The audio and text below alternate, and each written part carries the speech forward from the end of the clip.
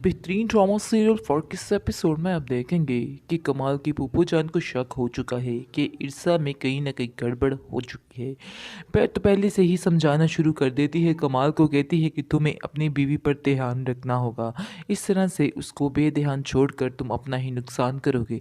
इस पर कमाल कहता है कि नहीं, वो आहिस्ता आहिस्ता ठीक हो जाएगी, अभी उसकी उम्र नहीं है। आगे से वो कहती है कि अब उसकी शादी हो चुकी है, उम्र की क्या बात है, आखिर इतनी भी छोटी बच्ची तो नहीं है कि घरदारी को समझ ना सके या अपने शोहर को समझ ना सके। मैं बड़ी देर से नोट कर रही हूँ कि ये तुम्हारे ऊपर ध्यान नहीं दे रही है, इसका बिल्कुल भी किसी बात पर ध्यान नहीं है। दूसरी तरफ आप देखेंगे कि कमाल की फूफो जो है खुद ही ईर्षा से बात करेगी और कहेगी कि मुझे ऐसा लग रहा है कि तुम्हें बिल्कुल भी कमाल से मोहब्बत नहीं है। इस पर वो खामोश हो जाती है और आगे से वो कहती है कि तुम्हारी खामोशी बता रही है कि जो मैंने कहा इसमें 100% सच्चाई है। इस पर वो कहती है कि मेरे पास इन बातों का कोई जवाब ही नहीं है।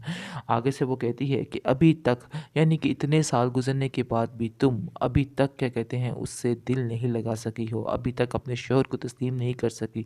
तुम जैसी लड़की क्या कर सकती है।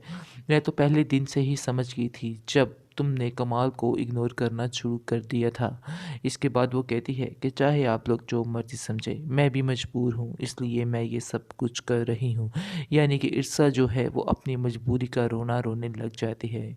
बात बात पर लेके छोटी छोटी बातों को उसने इस कदर बड़ा कर लिया हुआ है कि बस उसकी नज़र में अब सिर्फ और सिर्फ दानियाल ही रह चुका है। दानियाल के अलावा उसकी ज़िंदगी में और कोई नाम आ ही नहीं रहा है। लेकिन उसको इस चीज़ का दुख है कि वो शादी के बंधन में किसी और से बंधी हुई है, लेकिन दानियाल के बारे में सोचती रहती है। ये तो सरासर गुनाह है, इसलिए वो सोचती है कि बहुत जल्द ही मैं ये फ़ैसला भी कर लूँगी और इस फ़ैसले को करके अपनी अच्छी वाली और नई वाली ज़िंदगी बसर करूँगी।